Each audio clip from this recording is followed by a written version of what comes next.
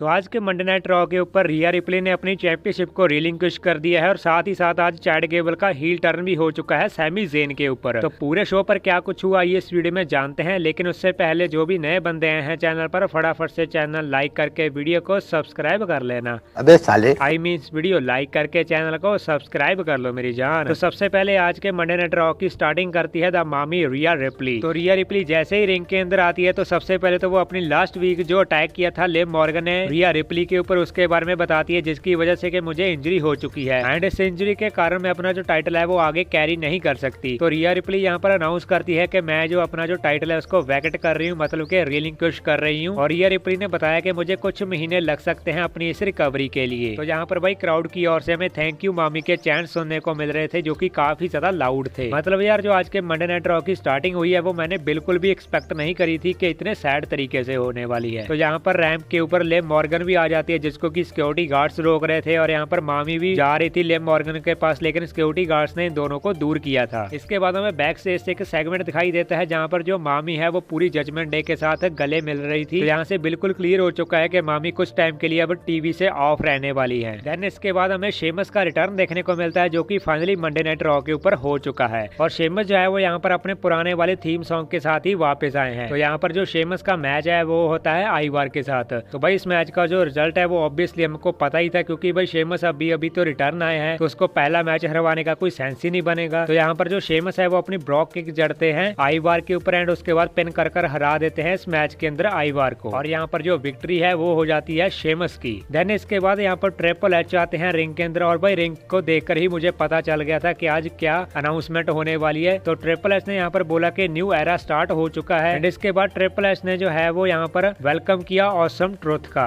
तो यहाँ पर भाई क्राउड की ओर से यू डिजर्व इट के चैंट सुनने को मिल रहे थे आर ट्रुथ और द मिस के लिए। देन यहाँ पर रिवील होता है कि जो ट्रिपल एच है वो न्यू टाइटल्स देते हैं आर ट्रुथ एंड मिस को एंड इन टाइटल्स का जो नाम है वो है वर्ल्ड टैग टीम चैंपियनशिप्स। और यार लिटरली आर ट्रुथ इतने ज्यादा खुश हो गए थे भाई, उन्होंने अपनी जो फनी मूवमेंट है वो क्रिएट करनी शुरू कर दी थी क्योंकि भाई वो ट्रिपल एच को पता क्या बोल रहे थे तमाशो चांपा। और ये मूवमेंट भाई इतनी ज्यादा फनी थी कि भाई सभी लोग वहाँ पर हंस रहे थे। बाकी आप बताओ कि आपको कैसा लगा ये न्यू टाइटल्स का डिजाइन। इसके बाद हमें कोडी रोड्स का सेगमेंट देखने को मिलता है। कोडी रोड्स सबसे पहले रिंग के अंदर आते हैं और आज भाई मॉन्ट्रियल की ओर से इतना तगड़ा वाला रिएक्शन मिला है, कोडी रोड्स को इतना तगड़ा वाला पॉप मिला है। तो सबसे पहले तो कोडी रोड्स आकर बैकलैश को हाइप करते हैं कि मैं बैकलैश के अंदर एजे स्टाइल्स को फेस कर सकता हूँ या फिर मैं एले नाइट को फेस करने वाला हूँ। इसके बाद कोडी रोड्स ने सेथ रॉलिंस का नाम ड्रॉप किया कि उस बंदे ने मेरे लिए शील्ड का काम किया है रेसलमेनिया 40 के अंदर, जो कि उसने बोला भी था कि मैं तुम्हारी शील्ड बनकर आऊंगा रेसलमेनिया 40 के अंदर। तो यहाँ पर जो कोडी रोड्स है वो थैंक यू बोलते हैं सेथ रॉलिंस को। इसके बाद कोडी रोड्स ने शॉट लिया था रॉक के ऊपर कि रॉक ने मुझे कहा था कि जब भी मैं वापस आऊंगा WWE के अंदर तो मैं तुम्हारा जो ब्लड है वो फिर से निकालने वाला हूँ। तो यहाँ पर कोडी रोड्स ने इसका जवाब दिया कि अगर तुम मेरा ब्लड निकालोगे तो मैं तुम्हें भी ब्लीड करूंगा। देन इसके बाद जो है वो जे उसो का वेलकम करते हैं। तो जे उसो रिंग के अंदर आते हैं और जे उसो को कोडी रोड्स ने बोला कि तुम नंबर 1 कंटेंडर बन चुके हो वर्ल्ड हेवीवेट चैंपियनशिप के लिए और तुमने मेरी काफी ज्यादा हेल्प करी है रेसलमेनिया 40 के अंदर मेरी स्टोरी फिनिश करने के लिए। तो यहाँ पर वही क्राउड की ओर से ईट ईट के जो चैंट्स है वो सुनने को मिल रहे थे जो कि काफी ज्यादा लाउड भी थे। इसके बाद हमें सिंपली यहाँ पर जे उसो वर्सेस फिन बैलर का मैच देखने को मिलता है। तो इस मैच के अंदर हमें काफी सारी मूव्स देखने को मिलती है। जे उसो की सुपर किक देखने को मिलती है, उसके बाद स्पीयर भी देखने को मिलती है। देन यहाँ पर जो है वो उसो स्लैश लगाकर इस मैच के अंदर जे उसो विक्ट्री कर लेते हैं और विक्ट्री करने के बाद भाई डेमियन प्रीस्ट जो है वो फेस टू फेस आ जाते हैं जे उसो के, लेकिन भाई पीछे से जो है वो जेडी मैकडोनल्ड और डोमिनिक मिस्टीरियो जो है वो अटैक कर देते हैं जे उसो के ऊपर और साथ ही साथ फिन बैलर भी अटैक करने लग जाते हैं